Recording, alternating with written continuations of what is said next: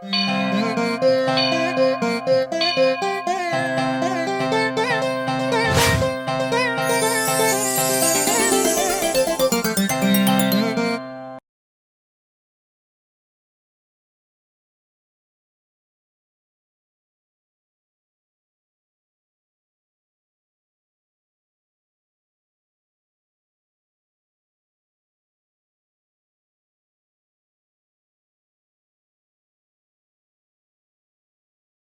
తండ్రి గారు, మా గురువు గారు రామయోగి గారు మీకు ఇచ్చినటువంటి ఒక అద్భుతమైన వాక్యం, ఇది నా జీవితాన్ని మార్చింది అన్నది ఏంటి చెప్పండి?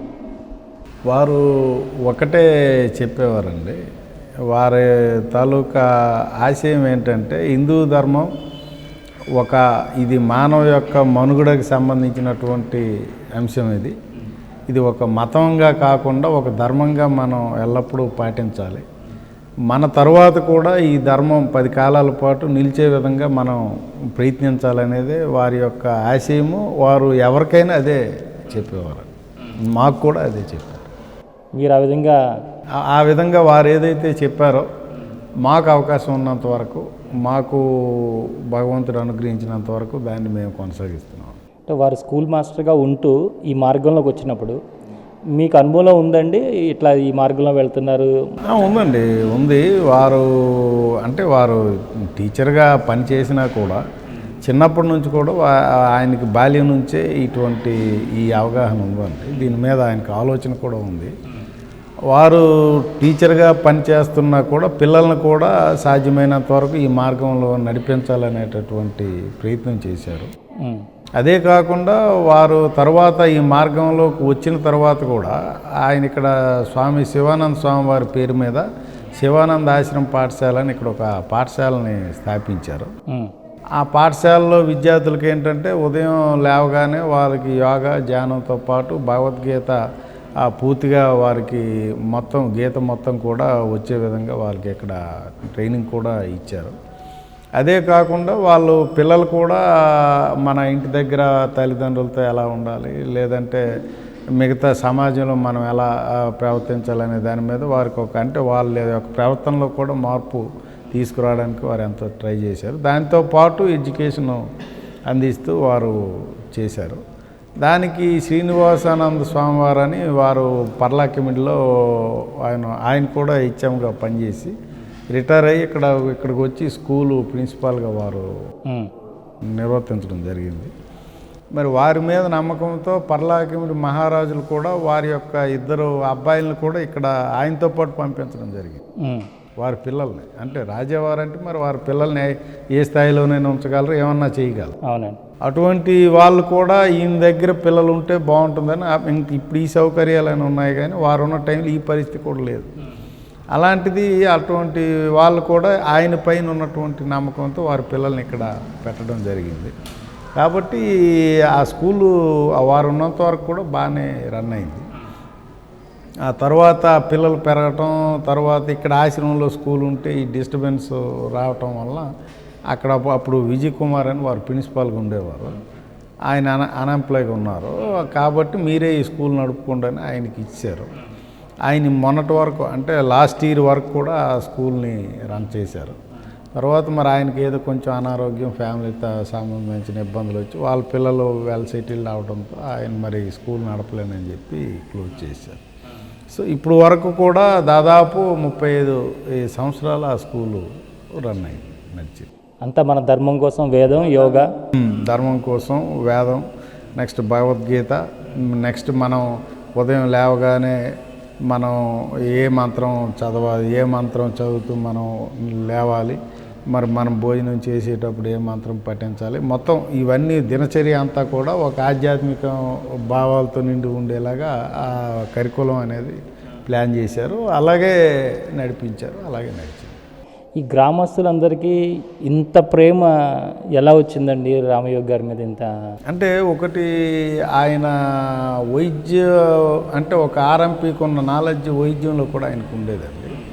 అప్పుడు ఇక్కడ ఎలాంటి వైద్య సౌకర్యాలు లేని టైంలో ఆయన వైద్యం కూడా, ఇంగ్లీష్ వైద్యం కూడా ఆయన చేసేవారు. నెక్స్ట్ వారి కుటుంబం కూడా కొంత ఈ గ్రామంలో ఒక ఉన్నతమైనటువంటి స్థానంలో ఉండడం, వాళ్ళ దగ్గర ఈ గ్రామస్తులందరూ కూడా అప్పుడు ఉపాధి లేని టైంలో ఉపాధి పొందే అవకాశం ఉండడం, ఇలాంటి అన్నిటి వల్ల ఏంటంటే గ్రామస్తులు కూడా ఆ రేటు చెప్తే అది నమ్మే పరిస్థితులు ఉంది. ఈరోజు కూడా ఈ గ్రామంలో పంచాయతీ ఎలక్షన్ అనేది జరగలేదండి, లాస్ట్ ఎలక్షన్ వరకు కూడా. గత 40 ఏళ్ళుగా యునానిమస్గా సర్పంచ్ని అంటే ఆ ఫ్యామిలీలోనే ఎవరినో ఒకరిని ఎన్నుకున్న పరిస్థితి కూడా ఇక్కడ ఉందండి. లాస్ట్ ఇయర్ ఒకసారి ఎప్పుడో ఎలక్షన్ జరిగింది, మళ్ళీ ఇది రెండోసారి జరిగింది. ఈ ఎలక్షన్ కూడా సాధారణంగా ఇక్కడ ఇంతవరకు లేదు. వారి మీద ఉన్నటువంటి వారు జీవించి ఉండగా ఇక్కడ ఎలక్షన్స్ జరగలేదు. అంటే ఏ కార్యక్రమాలు చేపట్టేవారండి గ్రామాల్లో మెయిన్ ఏంటంటే ఆయన ఎక్కువగా సేవారంగం, అంటే వైద్యపరంగా కొంత సేవ చేయాలనేటటువంటి ఆలోచన ఉండేది. మెయిన్ ఆయన తాలూకా టార్గెట్ ఏంటంటే ఈ ఆధ్యాత్మిక రంగంలో ఆయన రామ భక్తులండి. కాబట్టి శ్రీరామచంద్ర ప్రభువుల వారి తాలూకా చరిత్రను మనకు అవకాశం ఉన్నంత వరకు మనం వ్యాప్తి చేయాలనేటటువంటి ఆలోచనతో ఆయన పనిచేశారు. మరి ఇక్కడ ఎప్పుడో 1973లో ఇక్కడ ఒక ఆలయాన్ని పూరి గుడిసిలో ఏర్పాటు చేశారు. చేసిన తర్వాత ఆయన ఆ క్రమంలో శివానంద స్వామి వారి యొక్క బోధనకి ఆయన ఆకర్షితులై ఆ శివానంద స్వామి వారి యొక్క శిష్యులుగా మారి చిదానంద స్వామి గారి దగ్గర ఉపదేశం తీసుకున్నారు. అప్పుడే రామ మందిరంగా ఉన్నటువంటి దీన్ని ఏంటంటే పూజ్య దేవానంద స్వామి గారు ఇక్కడికి వచ్చిన తర్వాత ఇక్కడ శివానంద ఆశ్రమం స్టార్ట్ చేయడం. మరి ఇక్కడ మన ఉమ్మడి రాష్ట్రంలో సికింద్రాబాద్లో పద్మరావు నగర్లో శివానంద ఆశ్రమం ఉంది. దాని తర్వాత అంత పెద్ద ఎత్తున కార్యక్రమాలు చేసేటటువంటి ఆశ్రమంగా ఋషికేశ్లోనే ఇది పేరు పొందే విధంగా ఆయన దీన్ని నడిపించారు. మరి శివానంద ఆశ్రమం వారు ప్రతి సంవత్సరం కూడా ఒక్కొక్క దగ్గర ఒక వారి మహాసభలు అనేవి జరుపుతారు. మన ఆంధ్ర రాష్ట్రాలకు ఆంధ్రాలో, లేదు ఒరిస్సా లాంగ్వేజ్ ఉన్న వాళ్ళకి ఒరియాలో, లేదు హిందీ బెల్ట్లో ఏ స్టేట్కి ఆ స్టేటు జరుపుతారు. అటువంటి దివ్యజీవన మహాసభలు అనేవి ఆగిపోయి స్వామి దేవానంద స్వామి వారు 2000లో పరమైన తర్వాత అవి ఆగిపోయి ఆ అయిపోయినటువంటి సభలను మళ్ళీ పునర్జీవింపజేసి మళ్ళీ ఈయన రామయోగి వారి ఆధ్వర్యంలో కడపలో పుల్లంపేటలో మళ్ళీ సభలను మళ్ళీ జరిపించి అక్కడి నుంచి కంటిన్యూగా ఇప్పుడు సభలు జరుగుతున్నాయి. నిన్న జనవరి 26, 27, 28 తారీఖులో వరంగల్లో జరిగాయి, యాదగిరి కోటలో. మరి ఇప్పుడు నెక్స్ట్ పలాసలో నెక్స్ట్ ఇయర్ జరుగుతున్నాయి. ఇంకా మేము నిర్వహిస్తామనేటటువంటి ఇంట్రెస్ట్తో ఇప్పుడు దాదాపు ఒక 3-4 ఇయర్లు వరుస రిజర్వ్ చేసుకున్న పరిస్థితి ఉంది. కాబట్టి ఆయన తాలూకా ఏదైతే ఆలోచన ఆయన తీసుకున్నారో ఆ ఆలోచనని 100% నడుస్తుంది. మరి నెక్స్ట్ ఏంటంటే ఆయన తాలూకా మేజర్ ఇదేంటంటే మన ఇక్కడ పుష్కర్ని సీతారాం పుష్కర్ని ఏర్పాటు చేశారు. అందులో 207 విగ్రహాల రూపంలో రామాయణం మొత్తం రావాలి అంటే ఒక పామరుడికి చదువులేని వాడికి కూడా బొమ్మలు చూసి ఆ విగ్రహాలు చూసి రామాయణం అనేది తెలుసుకోవాలనేటటువంటి ఉద్దేశంతో ఆయన ఏర్పాటు చేసే ప్రయత్నం చేశారు. అయితే అందులో కొన్ని పూర్తయ్యాయి. తర్వాత మరి అకస్మాత్తుగా వారు పరమతించడంతో ఆ ఉన్న వాటిని అలాగా రన్ చేయడం జరుగుతుంది. మరి వారేంటంటే ఇప్పుడు చాలామంది మన జాతక ప్రకారం కానీ లేదు మన పూజా విధానంలో కొన్ని హోమాలు యాగాలు మనం చేయాల్సి ఉంటుంది. అటువంటి వాళ్ళకి ఏంటంటే అది చాలా ఖర్చుతో కూడుకున్నది, కొంత ఋత్వికులు అవంతా వాళ్ళు వ్యక్తిగతంగా భరించలేరు. కాబట్టి ఈ కార్యక్రమంలో 11 రోజుల పాటు సీతారాం మహాయజ్ఞం అని పెట్టి అందులో వాస్తు పూజ కానీ, సూర్య నమస్కారాలు కానీ, మరి మహాలక్ష్మి కుంకుమ ఆరాధన కానీ, మరి పిల్లలు లేనటువంటి దంపతులకి పుత్రకామేష్టి యాగం కానీ, నవగ్రహ హోమం కానీ, చండీ హోమం కానీ, ఇలాగ ఒక్కొక్క రోజు ఒక్కొక్క హోమం ప్రత్యేకంగా తీసుకొని ఆయన డిజైన్ చేయడం జరిగింది. అవి 11 రోజులు కూడా 11 రకాలైనటువంటి హోమాలు జరుగుతాయి. మరి జాతక అవసరాల రీచ్ కానీ లేదంటే వాళ్ళు పాల్గొనలేటటువంటి కోరికతో కానీ ఎవరైనా అందులో పాల్గొనవచ్చు. దానికి ఏంటంటే ఎటువంటి రుసుము ఉండదు. వారు పూజా సామాగ్రి వారు తెచ్చుకోవచ్చు. ఒకవేళ వాళ్ళు తెచ్చుకోలేకపోతే మినిమం ఒక 500 రూపీస్ 600 రూపీస్ ఆ పూజా సామాగ్రి వరకే తీసుకొని వారికి అవి ప్రొవైడ్ చేసి ఆ హోమాలు అనేది అది వారు ఉన్నప్పటి నుంచి జరుగుతున్నాయి. ఇప్పుడు కూడా అది కంటిన్యూగా జరుగుతుంది. ఈ సంవత్సరం ఎప్పుడు చేస్తున్నారండి? ఈ సంవత్సరం యాక్చువల్గా శ్రీరామనవమి సందర్భంగా చేస్తున్నామండి.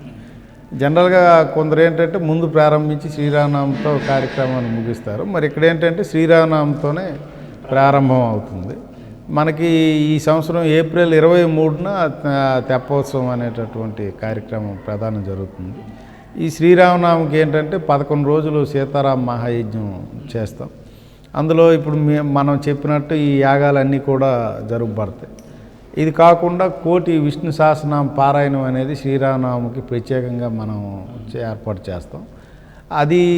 అది కాకుండా 1,00,000 దీపారాధన 1,00,000 దీపాలు ఈ వెలిగించేటటువంటి కార్యక్రమం కూడా జరుగుతుంది.